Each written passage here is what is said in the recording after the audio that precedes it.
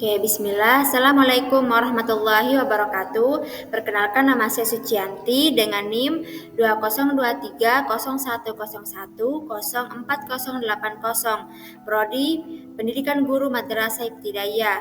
Oke, teman-teman, dalam video kali ini saya akan mempresentasikan materi mata kuliah pembelajaran IPS. Oke, mungkin kita langsung saja ke pembahasan materinya. Nah, di sini sudah ada judulnya, yaitu tentang pengembangan sikap inklusif dan toleransi pada pembelajaran IPS di SD atau MI. Oke, teman-teman, yang pertama yaitu pada bagian pendahuluan.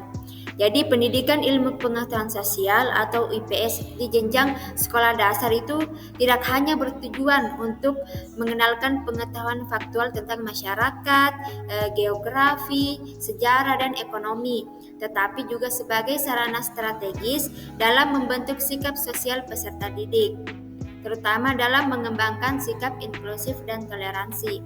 Nah, jadi sikap inklusif itu merujuk pada kemampuan untuk menerima keberagaman dan menghargai perbedaan yang ada di lingkungan sosial, baik dari aspek suku, agama, ras maupun budaya. Nah, sementara itu sikap toleransi itu merupakan kesediaan individu untuk memahami dan menerima perbedaan, serta menjunjung tinggi kerukunan dalam kehidupan bermasyarakat. Nah, jadi teman-teman, pentingnya nilai inklusif dan toleransi itu tidak terlepas dari kondisi masyarakat Indonesia yang multikultural dan majemuk. Oke, jadi pengembangan dua sikap ini tuh mencegah adanya diskriminasi dan intoleransi di sekolah maupun di masyarakat luas. Oke, selanjutnya yaitu yang pada bagian kedua, yaitu landasan filosofis dan yuridis. Jadi nilai-nilai Pancasila menjadi fondasi utama dalam membangun karakter peserta didik yang inklusif dan toleran. Sebagai dasar negara, Pancasila mengandung nilai-nilai kemanusiaan, keadilan sosial, dan persatuan yang sejalan dengan semangat inklusivitas. Sila kedua tentang kemanusiaan yang adil dan beradab, serta sila ketiga tentang persatuan Indonesia menjadi rujukan normatif untuk menanamkan sikap menerima perbedaan dan hidup rukun dalam kebinekaan. Nah, selain landasan filosofis, pengembangan sikap inklusif dan toleransi juga didukung oleh kerangka yuridis dalam sistem pendidikan nasional. Undang-Undang Nomor 20 Tahun 2003 dengan Sistem Pendidikan Nasional menegaskan bahwa pendidikan nasional bertujuan untuk mengembangkan potensi peserta didik agar menjadi manusia yang beriman, bertakwa, berakhlak mulia, sehat, berilmu, dan demokratis. Nah, kemudian adapun kurikulum merdeka yang diterapkan saat ini juga memberikan penekanan yang kuat terhadap penguatan karakter peserta didik dalam profil pelajar Pancasila yang menjadi acuan pengembangan kurikulum merdeka. Dimensi dan berkebinekaan global mengarahkan siswa untuk mampu menghargai perbedaan budaya, menjunjung tinggi keadilan, dan berperan aktif dalam membangun harmoni sosial. Nah, selanjutnya yang ketiga yaitu konsep dasar sikap inklusif dan toleransi.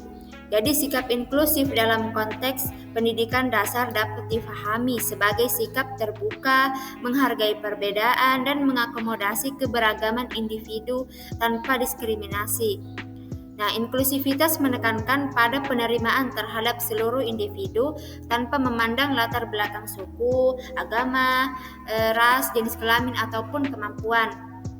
Nah, contohnya itu di dalam lingkungan sekolah, yaitu siswa mampu menghargai temannya dengan kondisi fisik atau latar belakang budaya yang berbeda dan mau bekerja sama dalam kelompok yang heterogen dan juga serta tidak melakukan pengecualian terhadap siswa lain. Nah, selanjutnya itu konsep dasar sikap toleransi. Jadi sikap toleransi itu merupakan sikap menerima keberagaman tanpa prasangka dan tanpa memaksakan keseragaman. Toleransi mencerminkan pemahaman bahwa setiap individu memiliki hak untuk memiliki keyakinan, pandangan, dan budaya yang berbeda. Sikap toleransi pada siswa SD dapat dilihat dari kebiasaan mereka yang saling menghormati saat berpendapat, tidak mengejek temannya karena berbeda, dan mampu bekerja sama dalam kelompok yang beragam. Selanjutnya, strategi pembelajaran aktif. Jadi pengembangan sikap inklusif dan toleransi dalam pembelajaran IPS SD tidak hanya ditentukan oleh materi yang diajarkan, tetapi juga sangat dipengaruhi oleh strategi pembelajaran yang digunakan. Strategi pembelajaran yang partisipatif, kolaboratif, dan kontekstual menjadi sarana efektif untuk menanamkan nilai-nilai sosial dalam diri peserta didik. Nah, salah satu pendekatan yang relevan adalah strategi pembelajaran berbasis masalah atau problem based learning. Jadi strategi ini mendorong siswa untuk memecahkan persoalan sosial yang berkaitan dengan keberagaman dan kehidupan masyarakat multikultural. Nah, selain itu ada juga pembelajaran kooperatif atau cooperative learning. Ini terbukti juga sangat efektif dalam menumbuhkan sikap sosial yang positif di antara siswa.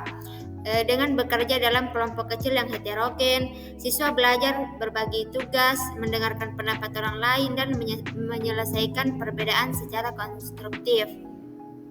Nah, adapun strategi lain yang tak kalah penting itu adalah pembelajaran berbasis proyek atau project based learning dengan tema kebinekaan. Melalui proyek kolaboratif, siswa dapat mengeksplorasi isu-isu sosial yang relevan seperti keberagaman budaya, kesetaraan gender, atau toleransi beragama. Nah, proyek-proyek ini bisa berupa kampanye anti-intoleransi, pameran budaya, atau dokumentasi wawancara dengan tokoh masyarakat yang memperjuangkan perdamaian. Nah, jadi guru itu berperan sebagai fasilitator yang merancang aktivitas bermakna, membimbing diskusi reflektif, dan menilai perkembangan sikap siswa secara berkelanjutan. Nah, jadi penggunaan strategi-strategi ini secara konsisten akan membantu siswa menginternalisasi nilai-nilai inklusif dan toleransi, bukan sekedar sebagai konsep kognitif, tetapi sebagai prinsip hidup dalam berinteraksi dengan sesama. Nah, selanjutnya yaitu pengintegrasian nilai-nilai inklusif dan toleransi dalam materi IPS di SD atau MI. Jadi integrasi nilai-nilai inklusif dan toleransi dalam materi IPS di SD menjadi bagian penting dalam menciptakan proses pembelajaran yang bermakna sekaligus membentuk karakter siswa. Materi tentang keragaman budaya, suku, agama, dan bahasa merupakan salah satu konten utama dalam IPS yang sangat potensial untuk menanamkan nilai-nilai tersebut. Dalam konteks ini, guru dapat memperkenalkan keberagaman budaya daerah, keunikan bahasa lokal, serta adat istiadat dari berbagai suku di Indonesia untuk menunjukkan kekayaan dan keberagaman bangsa.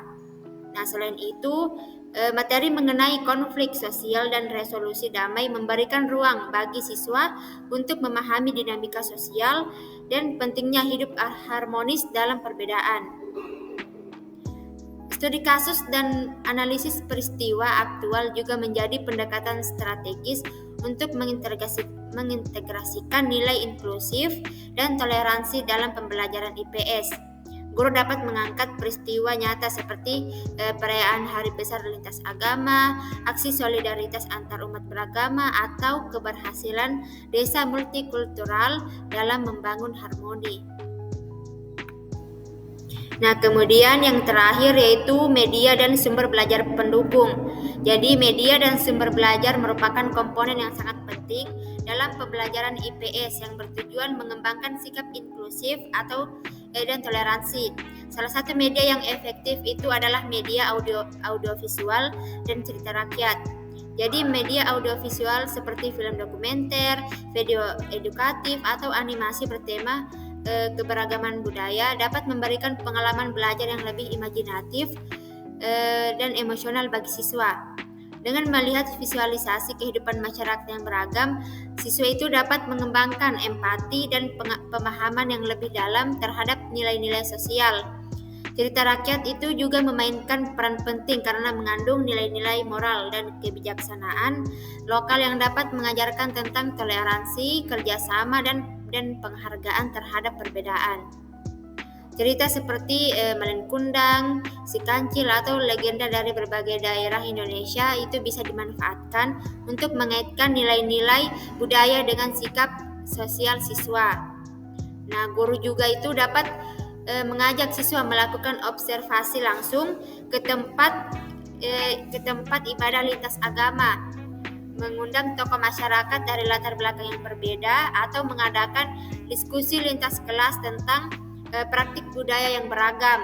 Kegiatan ini membantu siswa mengenal dan menghargai keberagaman sosial yang ada di sekelilingnya, serta menumbuhkan sikap saling menghormati dan hidup rukun dalam perbedaan. Oke, baik teman-teman, mungkin itu saja materi yang bisa saya jelaskan. Semoga bisa dimengerti dan bisa diterapkan.